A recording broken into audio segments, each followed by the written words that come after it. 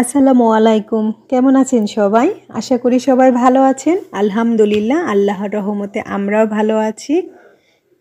আজকে ঘুম থেকে উঠতে একটু দেরি হয়ে গেছে, আর উঠে দেখি মা রান্নাঘরে চলে গেছে রুটি তৈরি করার জন্য। পরে আমি মাকে রান্নাঘর থেকে উঠিয়ে দিছি, কারণ মার শরীরটা ভালো না। তো মাকে বলছি যে আপনি উঠে যান, আমি তৈরি করি। তো এই যে আমি রুটিগুলো আমি টাইসের মধ্যে বানিয়ে নিই রান্নাঘরের। টাইসটা সুন্দরভাবে পরিষ্কার করে তারপর ওইখানে আমি তৈরি করি, কারণ বেলুনে তৈরি করতে গেলে ফেরায় আমার রুটিটা ওরকম ভালো হয় না, আঁকা বাঁকা হয়ে যায়, আর আমার একটু সমস্যাই হয়। তো এর জন্য আমি টাইসের মধ্যে তৈরি করে নিই, আর মাশাআল্লাহ অনেক সুন্দরও হয়। আর রুটিগুলো একটু তাড়াতাড়ি ভেজে নিচ্ছি, কারণ নূর আর জান্নাত তো ঘুম থেকে উঠে যাবে, উঠে গেলে ওদেরকেও খাওয়াতে হবে। আমার শাশুড়ি মা আমার মা যেদিনকে দেখবে যে আমি উঠতে একটু দেরি হয়ে গেছে, মা একদম বসে থাকবে না। মা ঠিক রান্নাঘরে চলে আসবে রান্না করার জন্য। বুঝতে পারে মা যে হয়তো নূর আর জান্নাত রাত জাগছে, এর জন্য দেখা যায় আমার ঘুম থেকে উঠতে দেরি হচ্ছে। এই কারণে মা রান্না করে চলে আসবে আর রান্না শুরু করে দিবে। রান্না বান্না হয়ে গেছে, নূর আর জান্নাতকে খাইয়ে আমরা সবাই খেয়ে দিয়ে এখন আমি একটু ঘর গোছানোর কাজে লেগে গেছি। আজকে ভাবলাম যে সোফাটা একটু পরিষ্কার করি। প্রতিদিন দেখা যাচ্ছে সব ফার্নিচার মোছা হয়, সোফাও মোছা হয়, কিন্তু মুছলেও কি হয়, ভিতরে যে ময়লাগুলো থাকে ওগুলা দেখা যায় বের হয় না। এর জন্য মাঝে মাঝে যদি একটু হুইল পাউডার পানির সাথে মিশিয়ে এরকম ছোবা বা যে কোনো কাপড় দিয়ে যদি এভাবে একটু ঘষা দিই, তাহলে কি হয়, ভিতরের ময়লাগুলো অনায়াসে বের হয়ে আসে। আর তারপরে আমি একটা শুকনা কাপড় দিয়ে এগুলো মুছে নিব। আল্লাহ তাআলা যার যেরকম সামর্থ্য রাখছে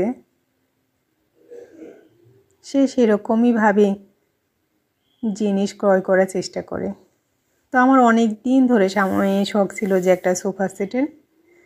তো অবশেষে আপনাদের ভাইয়া আমার সেই শখটা পূরণ করে দিছে। তো আমি অনেক খুশি। এই সোফাগুলো আমার অনেক পছন্দ হয়েছে।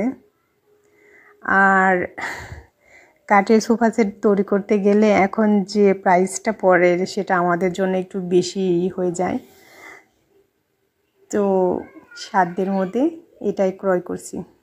আর জানেন, আমি এটা মনে করি যে জিনিসপত্র আসলে সব সময় টাকা দিয়ে তার সৌন্দর্য বিচার করা যায় না। আপনি যা আছে সেটাই যদি একটু গুছিয়ে পরিপাটি করে রাখা যায়, মাশাআল্লাহ দেখতে অনেক সুন্দর দেখা যায়। আমার একটু গুছিয়ে রাখাটা একটু প্রবলেম হয়ে পড়ে। আমার ছোট ছোট দুটো বাচ্চা আছে, দেখা যাচ্ছে যে আমি একদিক দিয়ে গুছিয়ে রাখি, আর একদিক দিয়ে এসে দুই ভাই বোন লাফালাফি শুরু করে দিবে। এর জন্য নূর আর জান্নাত বেশিরভাগ সময় সোফার মধ্যেই কাটায়, ওরা উঠে উঠে লাফালাফি খেলে। নূর এটার মধ্যে দাঁড়িয়ে লাফ দেয় নিচে, জান্নাত ওটার মধ্যে। তো ওদের পায়ের সাথে ময়লা এসে দেখা যাচ্ছে যে সোফাগুলো একটু বেশি ময়লা হয়ে যায়।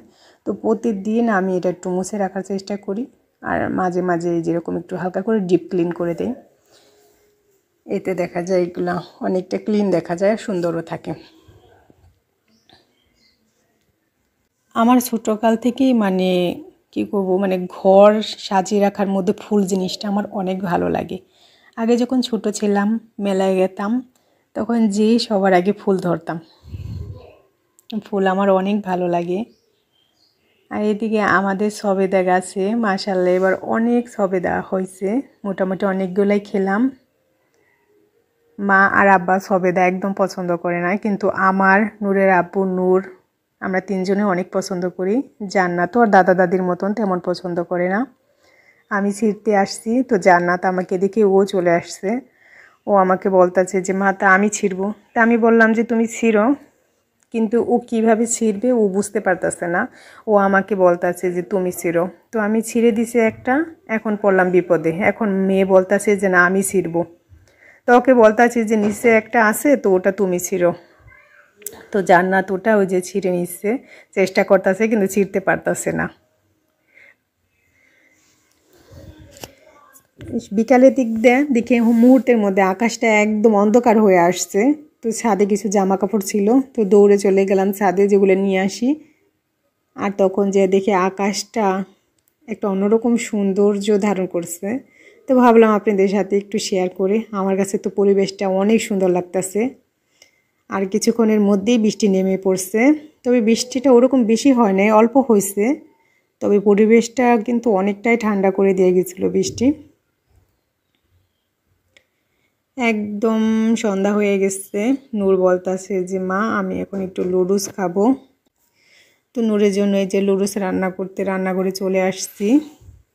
আর নূর আর জান্নাতের জন্য যখনই আমি লুডুস রান্না করি, ওদের লুডুসের মধ্যে একটু সবজি দেওয়ার চেষ্টা করি। তো বাসায় ওরকম সবজি ছিল না, তবে আমার গাছের পুঁইশাক ছিল, তো এখান থেকে কিছু পাতা এনে লুডুসের মধ্যে দিয়ে দিলাম, যাতে লুডুসটাও খাওয়া হয় সবজিটাও খাওয়া হয়। নূর আর জান্নাতকে আমি যতটুকু পারি সবজি খাওয়ার চেষ্টা করি। আর মাশাআল্লাহ এর জন্য ওদের মানে অনেক বাচ্চাদের আছে যে কোষ্ঠকাঠিন্য হয়, কিন্তু ওদের ওরকম প্রবলেম হয় না ছোটোবেলা থেকে।